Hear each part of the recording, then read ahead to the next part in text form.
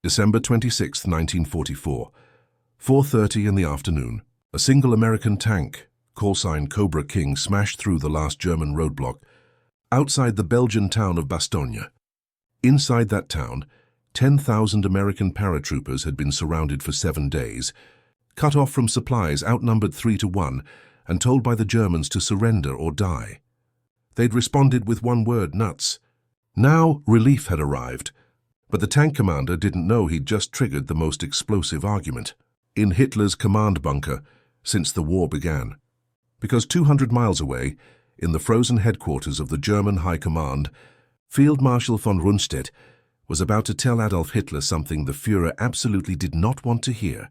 To understand what Hitler's generals were begging him to do, you need to know 3 things. First, this wasn't supposed to happen. 10 days earlier, Germany had launched what they called Operation Wacht am Rhein.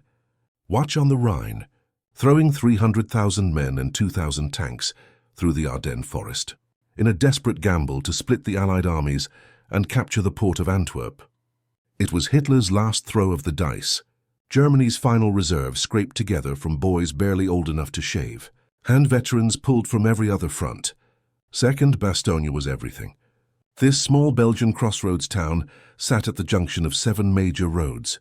Without it, German panzers couldn't advance. With it surrounded, Hitler's timetable called for his tanks to be across the Meuse River and racing toward Antwerp. But the Americans in Bastogne refused to surrender, and every day they held was a day the Germans bled men and fuel they couldn't replace. Third, the man racing to save Bastogne was the one German general they feared most. George Patton had already turned his entire Third Army 90 degrees in the middle of winter, pivoting over 250,000 men like a door on hinges, and was now smashing northward through the German flank with a speed that seemed impossible. Adolf Hitler was 65 years old that winter, and he looked 20 years older.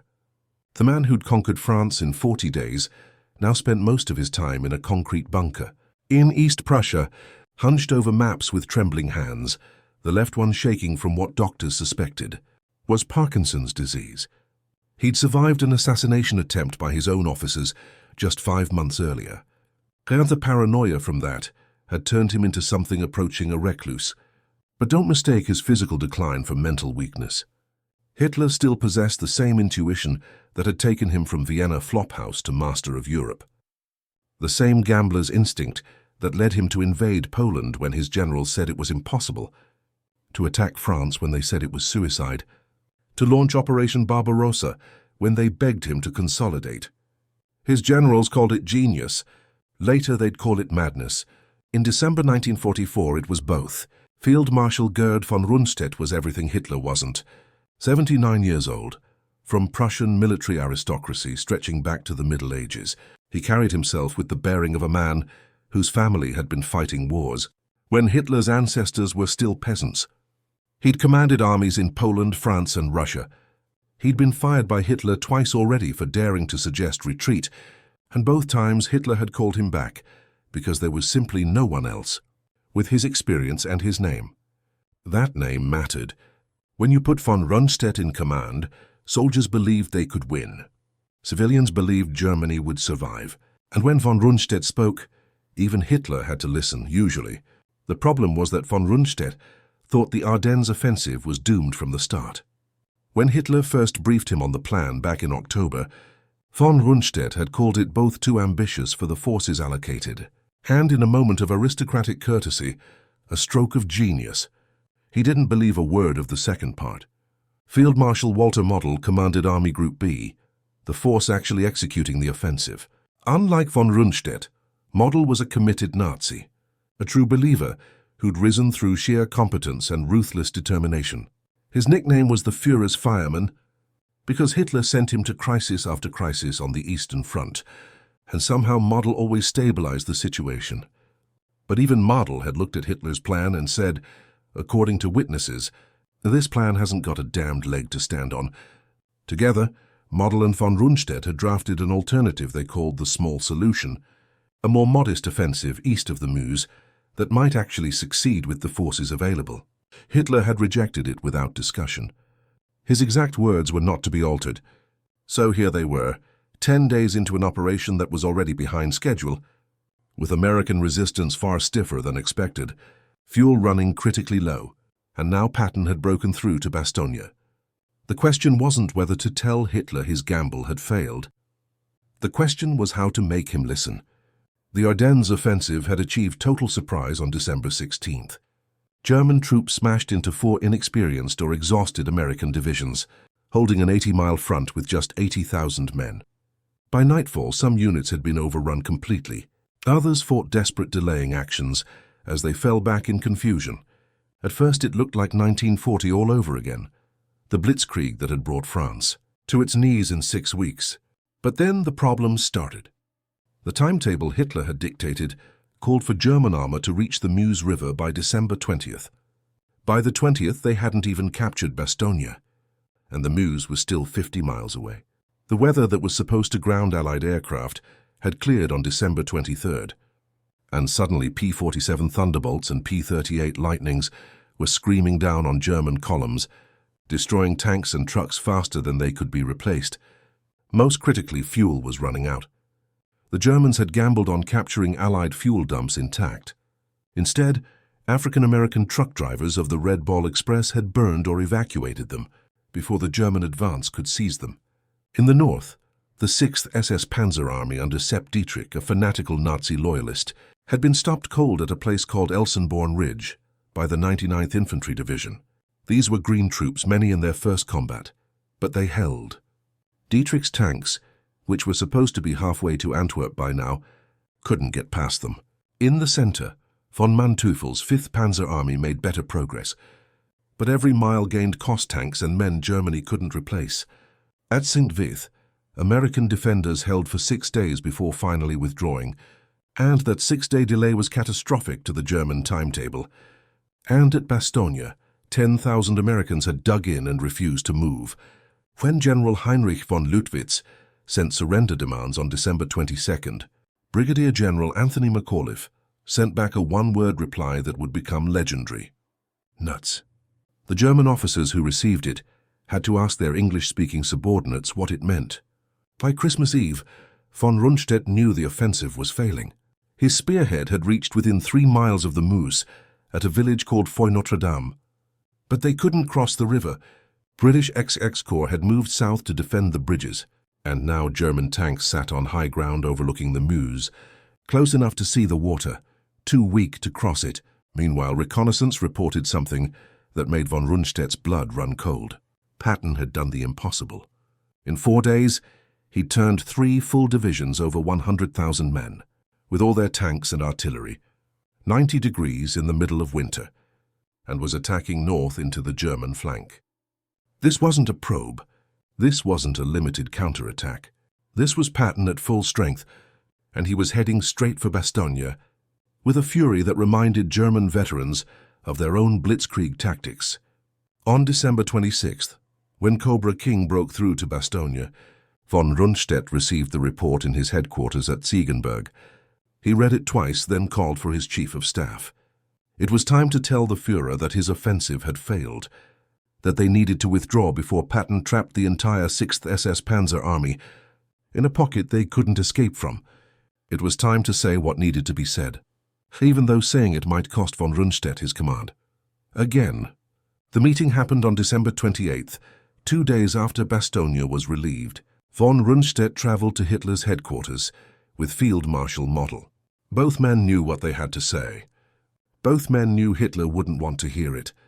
The Führer greeted them in the conference room of his bunker, surrounded by maps, showing a bulge that now looked less like a dagger thrust toward Antwerp, and more like a salient dangerously exposed on 3 sides. Hitler spoke first, as he always did. According to witnesses present, he launched into a long explanation of why the offensive was still salvageable, why Bastogne's relief was only a temporary setback, why if they just committed more reserves they could still reach Antwerp. Von Rundstedt let him finish. Then, with the cold precision of a Prussian aristocrat who'd been fighting Germany's wars since before Hitler was born, he laid out the reality. The offensive had failed to achieve any of its objectives. They were 12 days behind schedule. The 6th SS Panzer Army was stalled. Fuel reserves were at critical levels. Patton was attacking with 3 divisions and would soon have more. American air superiority was devastating their supply lines. Most importantly, they'd already suffered over 80,000 casualties, killed, wounded, and missing, and they couldn't replace them. Every day they stayed in the Bulge, they lost men and equipment. They desperately needed to defend against the Soviet offensive. Everyone knew was coming. In January, von Rundstedt recommended immediate withdrawal to the Siegfried Line, the defensive fortifications along Germany's western border. Pull back now. Consolidate the line. Save what forces they could. Hitler listened in silence, his left hand trembling slightly on the conference table. Then he spoke, and his words were icy. No retreat, not one step back. They would continue the offensive. They would take Bastogne again. They would reach the Meuse.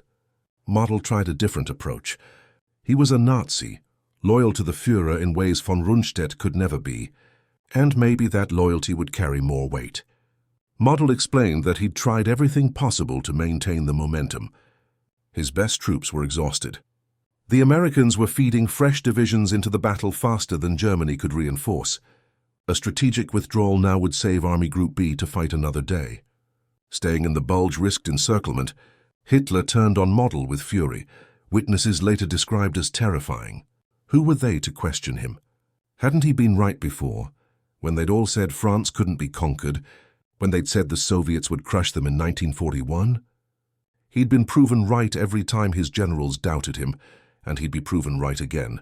The offensive would continue until Antwerp fell, or until there wasn't a single German soldier left standing.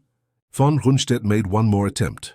He asked Hitler to at least authorize limited withdrawals from the most exposed positions, to pull back the forces that were in danger of being cut off. Hitler refused even that. Every piece of ground taken must be held. Every yard given up was treason. What happened next depends on which account you believe. Some witnesses say von Rundstedt simply nodded and left. Others claim he asked Hitler point-blank what he expected them to do if the Americans encircled them. According to one account, when Hitler's chief of staff Wilhelm Keitel called von Rundstedt later that night and asked what to do about the deteriorating situation, von Rundstedt replied, "Make peace, you idiots, what else can you do?" Whether that conversation actually happened or not, it captured the fundamental divide. Hitler saw the battle through the lens of willpower and destiny. His generals saw it through the lens of mathematics and logistics. You can't fight with divisions that don't exist. You can't attack without fuel. You can't win when the enemy has 4 times your air support and is replacing casualties, while you're not. Hitler didn't care about any of that. He cared about will, about refusing to accept defeat, about forcing reality to bend to his vision through sheer determination. It had worked before. It wouldn't work now. In the end, Model and von Rundstedt left that meeting with orders to continue the offensive. They also left with something else, an understanding between 2 professional soldiers who knew they were watching their country bleed to death because one man couldn't accept that he'd lost his gamble. They would follow Hitler's orders to the letter. They would not retreat without authorization, but they would also very carefully begin positioning their forces for the withdrawal they knew was inevitable. They would save what they could of Army Group B, even if they had to do it while pretending to still attack, because that's what generals do when their commander has lost touch with reality. They salute. They say, "Yes, sir," and then they do whatever they have to do to keep their soldiers alive. Von Rundstedt was 79 years old. He'd served Germany through 2 world wars, and he knew with absolute certainty that he was watching the Third Reich die in the snow-covered forests of the Ardennes, while Hitler insisted it was actually winning. What Hitler's generals had feared came true with devastating speed. On January 1st, 1945, the Luftwaffe launched Operation Bodenplatte, throwing everything they had left at Allied airfields in a desperate attempt to regain air superiority. They destroyed or damaged over 400 Allied aircraft on the ground. They also lost 300 German planes and pilots they couldn't replace. It was a Pyrrhic victory that ended German air power as an effective force. 3 days later, on January 3rd, the Allies launched their counter-offensive. Montgomery's forces attacked from the north. Patton continued hammering from the south. And in between, German forces found themselves being squeezed in a vice that tightened every single day. Hitler still refused to authorize withdrawal. Instead, he ordered more attacks, insisted on recapturing Bastogne, demanded that his exhausted troops somehow break through American lines that were now reinforced with fresh divisions. The 1st SS Panzer Division tried to cut the corridor to Bastogne again on January 4th. They failed, losing 20 tanks in a single day. The 12th SS Panzer Division attempted to break through at Bastogne itself. They were thrown back with heavy casualties. Every attack Hitler ordered cost tanks and men Germany didn't have, while Patton and Montgomery methodically crushed the bulge from both sides. By January 8th, Marshal finally received authorization to begin limited withdrawals. Limited. Hitler still wouldn't permit a full retreat to the Siegfried Line. Instead, German forces had to conduct a fighting withdrawal, contesting every mile, bleeding for ground they would eventually have to give up anyway. The cold was as brutal an enemy as the Americans. Temperatures dropped to 10 below zero. Men froze to death in their foxholes. Tanks wouldn't start in the morning. Artillery shells failed to detonate.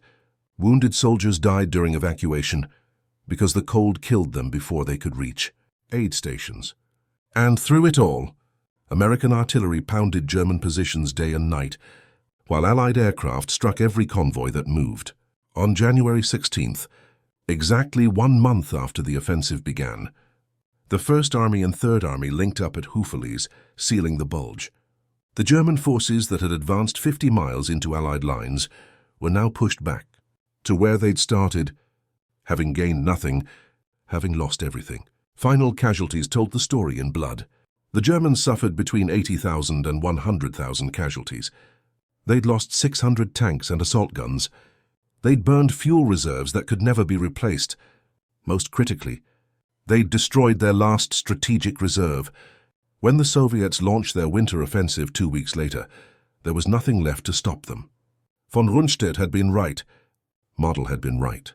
Every general who'd begged Hitler to call off the offensive, or at least authorize, timely withdrawal had been right, and it hadn't mattered at all. Because Hitler valued willpower over reality, faith over mathematics, his own intuition over the experience of officers who'd been fighting wars before he'd even joined the army. The irony was bitter. Germany's best chance in late 1944 wasn't to attack in the Ardennes.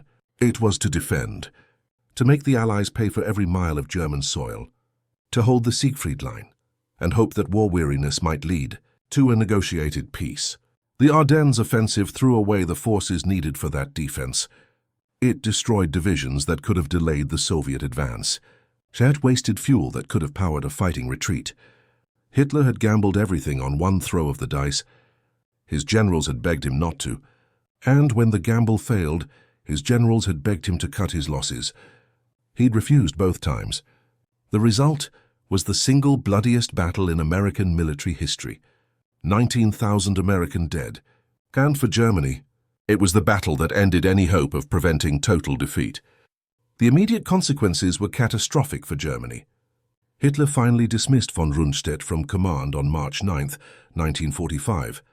After American forces crossed the Rhine at Remagen, it was the 4th and final time Hitler fired him. Marshal kept command until the end, committing suicide in a forest near Duisburg in April 1945. Rather than surrender, von Rundstedt was captured by American troops on May 2nd and turned over to the British for potential war crimes trials. Those proceedings were dropped due to his age and ill health. He was released in 1949 and died in 1953, having outlived the 1,000-year Reich by exactly 8 years. But the real consequences went far beyond individual fates. The Battle of the Bulge consumed Germany's last offensive capability in the West. When Eisenhower's armies crossed the Rhine in March, there was almost nothing left to stop them.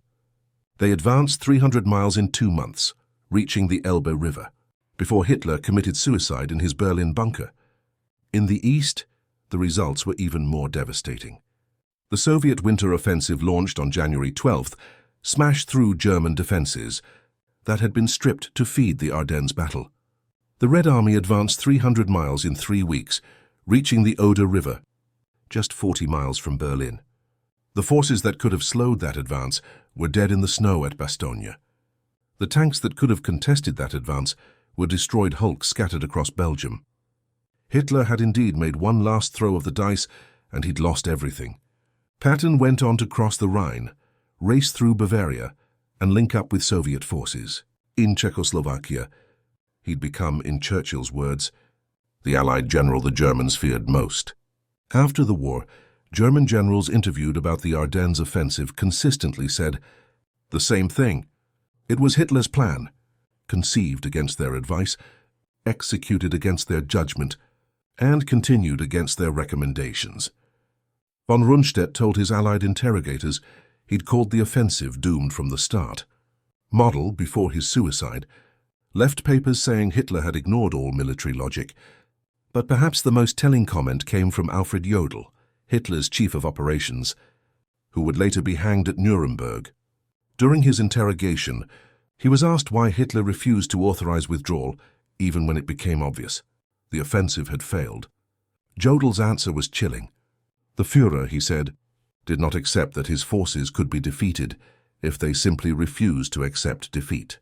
He believed that willpower could overcome material disadvantage, that refusing to retreat would somehow force victory into existence.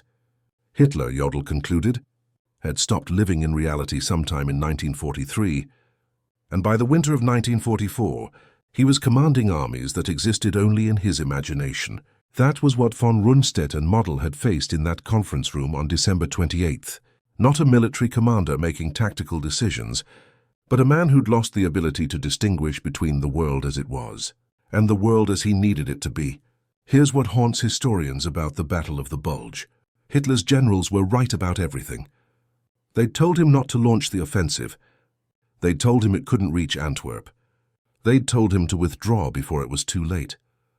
They'd been correct on every single point, and none of it mattered, because the man making decisions had stopped listening to reality somewhere along the way.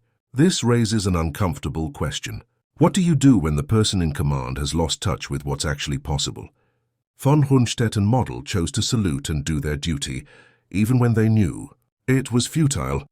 They followed orders they believed were destroying their country. History judges them harshly for that choice, and perhaps rightly so. But they weren't the first officers to face that impossible situation. And they won't be the last.